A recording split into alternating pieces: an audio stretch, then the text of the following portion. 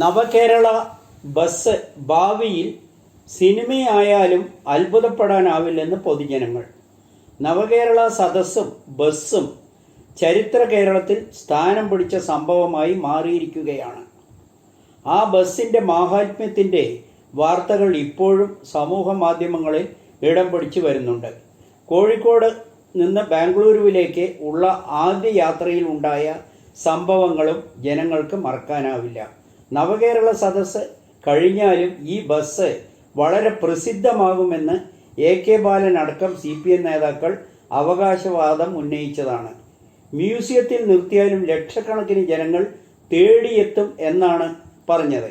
കോഴിക്കോട് ബാംഗ്ലൂർ ആദ്യ യാത്രയിലെ യാത്രക്കാർ പറയുന്നത് ഈ കാലം അത്രയും ബസ്സിൽ യാത്ര ചെയ്തിട്ടും ബസ്സിൻ്റെ പിൻവാതിലിൽ കൂടി കയറി ഇറങ്ങാനുള്ള ഭാഗ്യം കിട്ടിയെന്നാണ് പറയുന്നത്.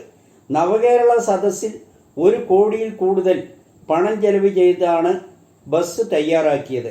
മുഖ്യമന്ത്രിയും മറ്റു മന്ത്രിമാരും ഒരുമിച്ച് ഐക്യത്തോടെ ജനങ്ങളെ കാണാൻ ഇറങ്ങിയ യാത്ര ലോകത്തിലെ ആദ്യ അവസാന സംഭവമായിരിക്കുമെന്നാണ് അവകാശപ്പെടുന്നത്.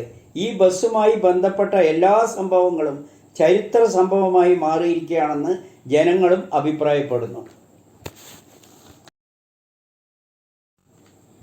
KSRTC ബസ് ഡ്രൈവർ തർക്കത്തിൽ തന്റെ പരാതിയിൽ കേസെടുക്കാൻ കോടതിയെ സമീപിച്ചാണ് ഡ്രൈവർക്ക് നീതി ലഭിച്ചതാണെന്ന് അറിയുന്നത്. KSRTC ബസ് തർക്കത്തിൽ മേയർ ആര്യ രാജേന്ദ്രൻ, സച്ചിൻ ദേവ് MLA ഉൾപ്പെടെ കണ്ടാലറിയാവുന്ന 5 പേരുടെ പേരിലാണ് കണ്ടോൺമെന്റ് പോലീസ് കേസെടുത്തത്. വഞ്ചിയൂർ CJM കോടതിയുടെ ഉത്തരവ് അനുസരിച്ചാണ് പോലീസിന് കേസെടുക്കേണ്ടി വന്നത്. ഹൈക്കോടതി അഭിഭാഷകനായ ബൈജു നോയലിന്റെ ഹർജിയിലാണ് കോടതി ഇടപെടൽ. നിയമവിരുദ്ധമായി സംഘം ചേരൽ, പൊതുഗതാഗതത്തിന് തടസ്സമുണ്ടാക്കൽ, പൊതുജന ശല്യം, അന്യായമായ തടസ്സപ്പെടുത്തൽ എന്നീ വകുപ്പുകൾ ചേർന്ന് ആണ് കേസെടുത്തിരിക്കുന്നത്. കോടതി നിർദ്ദേശിച്ചത് ജാമ്യം ലഭിക്കാവുന്ന വകുപ്പുകളായിരുന്നു. സംഭവം നടന്ന ആദ്യ പരാതി നൽകിയത് ഡ്രൈവറാണെങ്കിലും കേസെടുത്തില്ല. പരാതിക്കാരനെയാണ് കസ്റ്റഡിയിൽ വെച്ചത്. അതേസമയം മേയറുടെ പരാതിയിൽ യുദ്ധകാല അടിസ്ഥാനത്തിലാണ് നടപടി ഉണ്ടായത്. ഭരണകക്ഷിക്കാരുടെ പരാതികൾ മാത്രമേ പോലീസ് പരിഗണിക്കുകയുള്ളൂ എന്ന അവസ്ഥയിലാണ് ഇപ്പോൾ കേരളത്തിൽ ഉള്ളത്. കോടതി ഇടപെടാതെ പോലീസ് കേസെടുക്കാറില്ല. 8 വർഷമായി കേരള പോലീസ് ഇതേ രീതിയിലാണ് നിയമ നടപടികൾ സ്വീകരിക്കുന്നതെന്ന് പൊതുജനങ്ങൾ ചൂണ്ടിക്കാട്ടുന്നു. ഗതാഗത മന്ത്രിയും നടനുമായ ഗണേഷ് കുമാർ പുതിയതായി പരാതി നൽകിയ നടിയെ നേരിട്ട് വിളിച്ച് പിന്തുണ അറിയിച്ചത് ജനങ്ങൾ അത്ഭുതപ്പെടുകയാണ്. നടി ഭാവന വീണ്ടും തിരക്കുള്ള നടിയാവുന്നു. കരുത്തേകാൻ അനേകം പേരുടെ പിന്തുണയും. തോറ്റുപോകുന്നു കരുതിയപ്പോഴും സിനിമ അഭിനയം നിർത്തണമെന്ന് തോന്നിയപ്പോഴും ചിലരുടെ പിന്തുണയാണ് എനിക്ക് ശക്തി പകർന്നത്. സിനിമയിൽ ടോവിനോ തോമസിന്റെ ആദ്യ നായികയായിരുന്ന ഭാവന 10 വർഷത്തിന് ശേഷം ടോവിനോയുമൊത്ത് നായികയായി ലാൽ ജൂനിയർ സംവിധാനം ചെയ്യുന്ന നടികരുമായി തിയേറ്ററിലുണ്ട്. നമ്മൾ സിനിമയിൽ നിന്ന് ആരംഭിച്ച മനോഹരമായ യാത്ര 2 പതിറ്റാണ്ട് പിന്നിടുമ്പോൾ സഹോദരൻ ജയദേവ് സംവിധാനം ചെയ്യുന്ന ദ ഡോർ എന്ന തമിഴ് ചിത്രത്തിലൂടെ പ്രിയാപാതി നിർമ്മാവിനോടൊപ്പം കുപ്പായം ഭാവന ആദ്യമായി അണിയുകയാണ്. ഡോറിൽ നായികയും ഭാവന തന്നെ. കന്നഡയിൽ ലേഡി സൂപ്പർ സ്റ്റാർ നായികയായി തിളങ്ങുന്ന ഭാവനയുടെ പുതിയ ചിത്രമായ കേസ് ഓഫ് കൊണ്ടാനയിൽ ASP ലക്ഷ്മി എന്ന അന്വേഷണ ഉദ്യോഗസ്ഥയുടെ വേഷത്തിൽ അത്ഭുതപ്പെടുത്തുന്ന പ്രകടനമാണ് കാഴ്ചവെച്ചത്.